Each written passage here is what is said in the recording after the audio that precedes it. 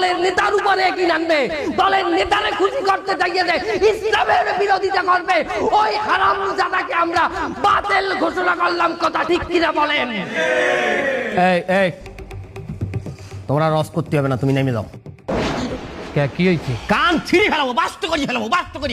ওয়াজ করতে আইছে রাজনৈতিক বক্তব্য, কান একদম ছিঁড়ে ফেলাবো। বেয়াদব কোথাকার, বাস্ত করি ফেলাবো বলো, বাস্ত করি ফেলাবো, কান ছিঁড়ে ফেলাবো।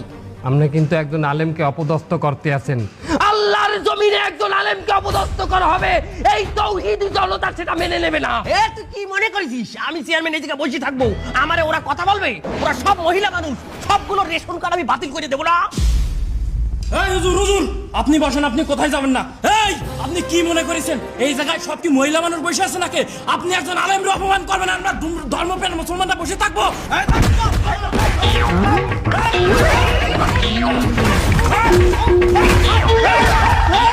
কান বাষ্ট করি ফেলাবো বলো।